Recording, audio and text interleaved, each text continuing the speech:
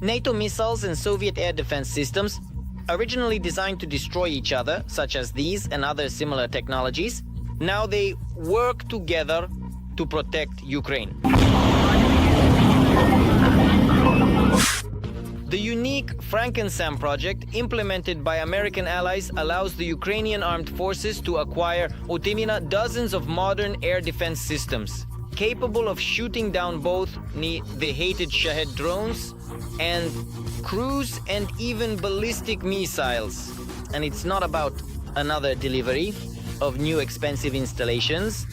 It's our domestic systems that have learned to fire high-precision Western missiles.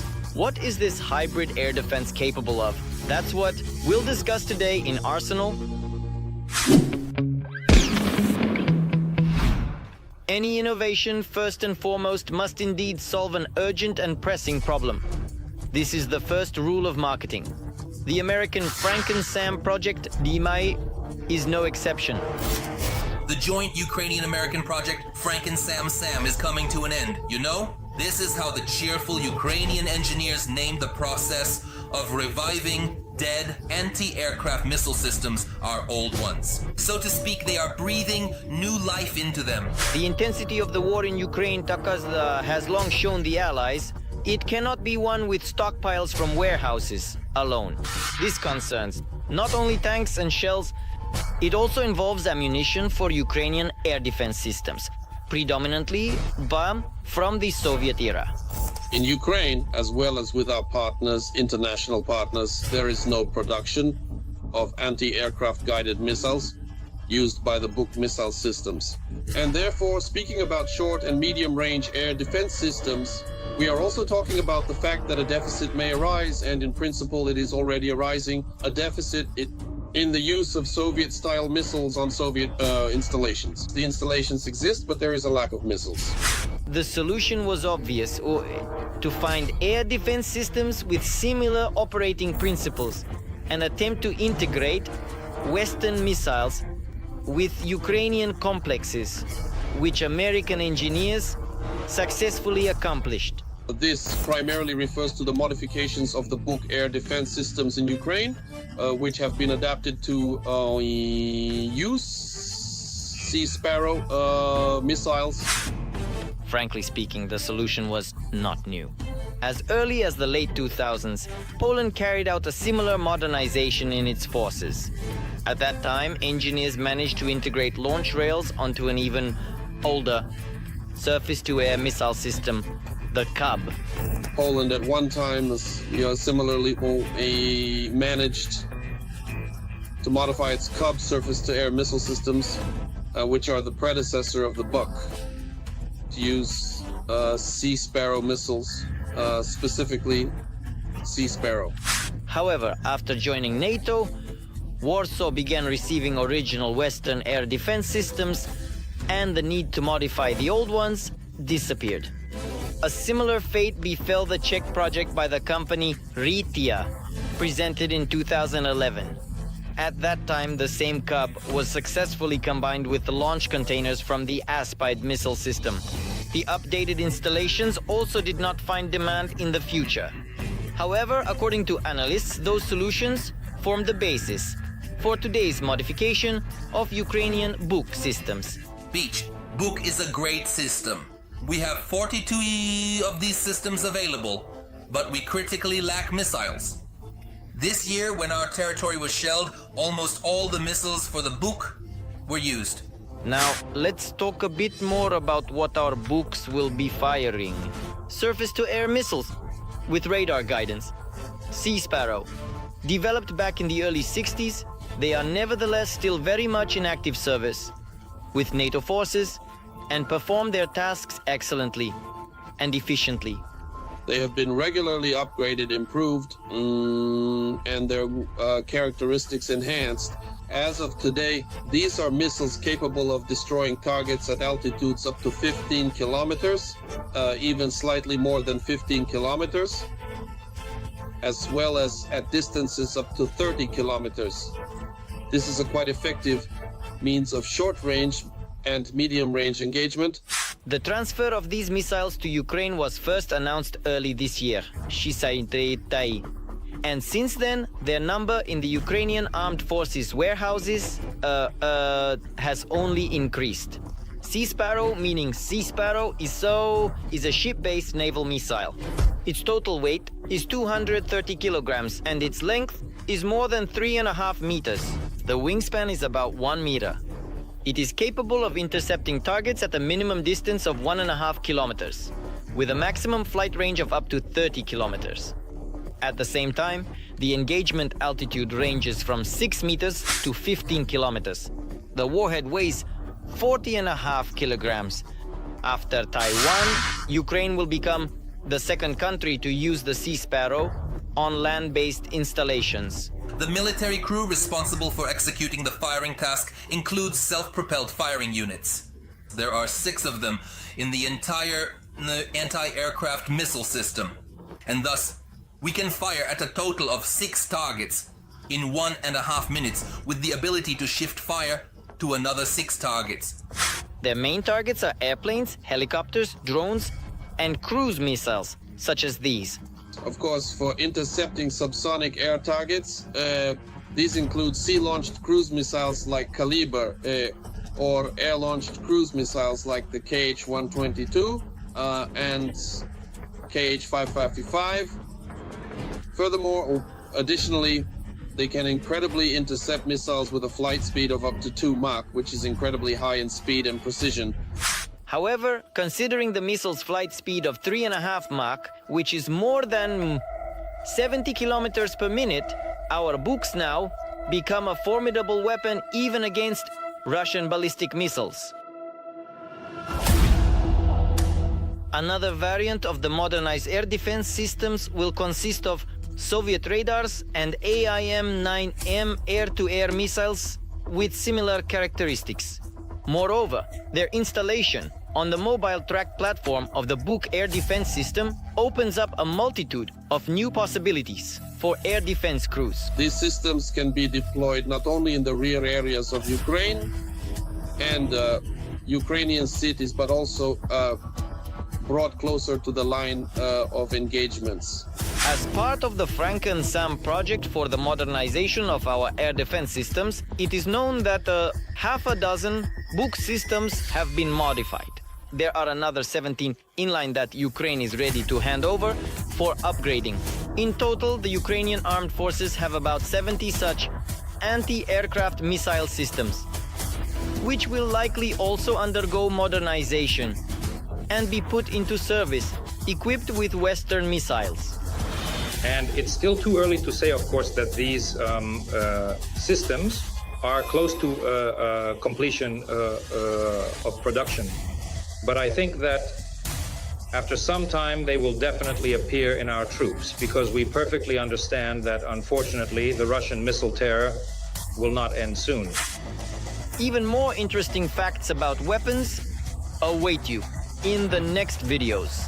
So, don't forget to like and subscribe to our channel to not miss new episodes of Arsenal. While the useless Russian army, basically in bast shoes and their grandfather's tunics, is once again threatening to take Kiev in 3 days. They screwed us over. They gathered 1,000 reservists. Meanwhile, the occupiers, suffering from hunger and cold, are forced to save every single shell.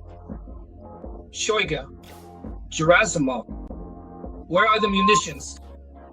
And the Russian army is currently taking antiquated tanks from historical monuments and sending them to the front lines. These are tanks from the era of World War II, while well-equipped, highly trained, and highly motivated Ukrainian soldiers are effectively using modern, advanced Western-made weapons on the battlefield.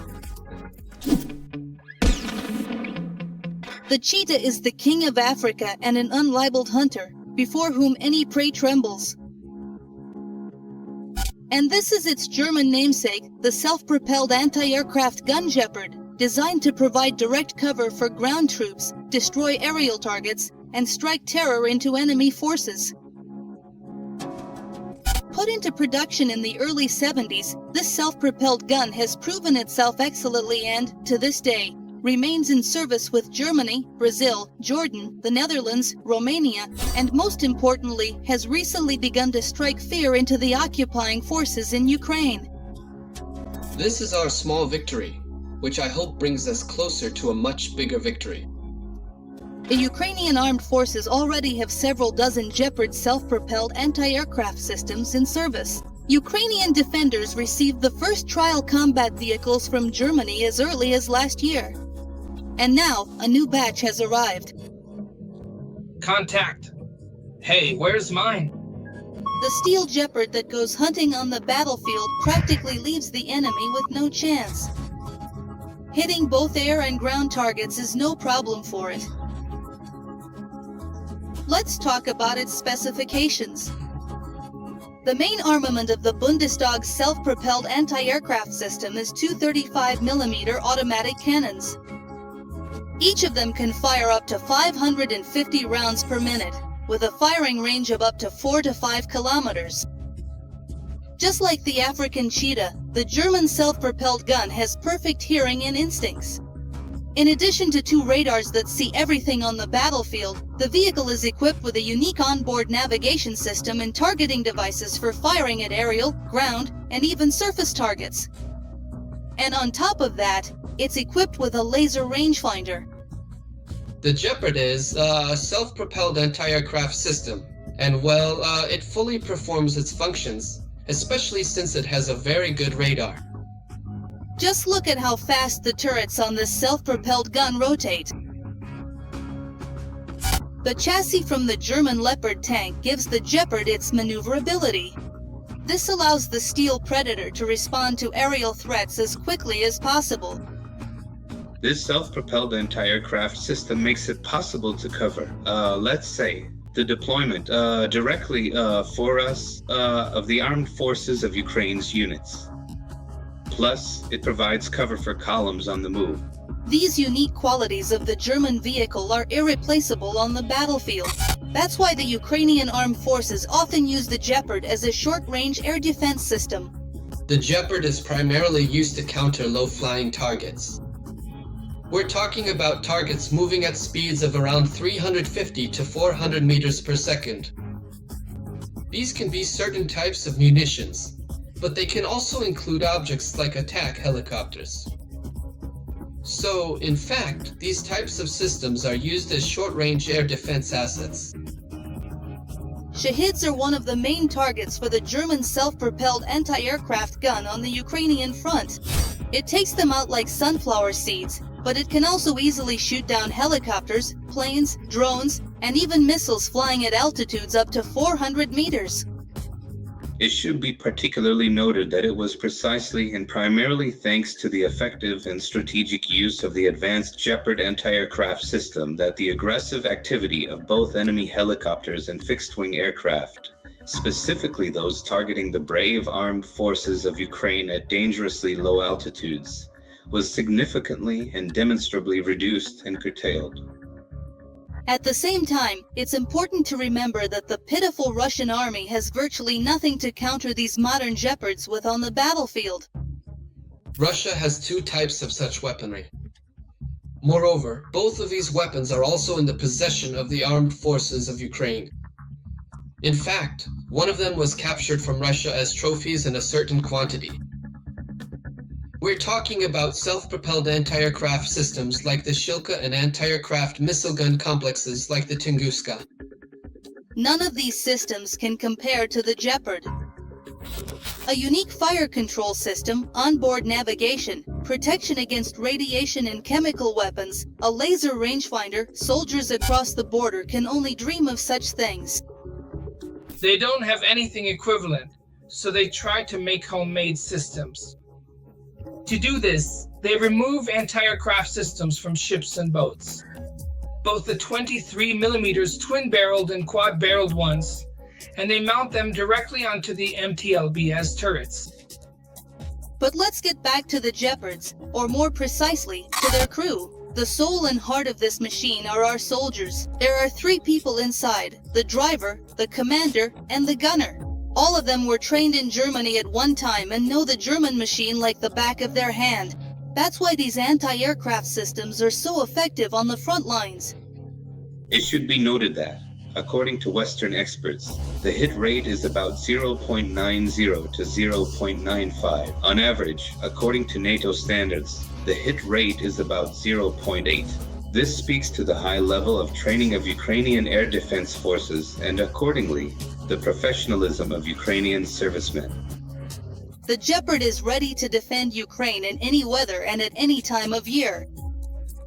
Neither rain nor snow affects its performance. That's exactly why our Western partners value this machine so highly. For a long time, the system was one of the most important elements of the air defense system of NATO countries. The only downside of the German self-propelled guns is their number in service with the Ukrainian armed forces and the shortage of ammunition. Our NATO partners have promised to resolve the latter issue as soon as possible. Well, the Gepards are good, great even, but the whole problem is with the ammunition. However, I have to say that Western countries don't make pointless deliveries, so most likely, the issue with ammunition has been resolved to some extent, not 100%, but still addressed. Our general staff would never agree to receive weapons without ammunition. And yes, the population of steel Gepards in Ukraine's arsenal should soon increase. According to Christian Freuding, head of the Ukraine task force at the German Ministry of Defense, the German and US authorities plan to deliver about 50 additional systems to us by the end of this year. So all the enemy can do is tremble in anticipation of these iron monsters appearing on the battlefield. And what can the so-called second army in the world, praised only by Russian propaganda, offer in response to this? And overall, what condition is their equipment and manpower, that is, their soldiers, in? Spoiler, you definitely haven't seen embarrassment like this before. So don't miss the new episode of Arsenal, and don't forget to like this video and subscribe to the channel.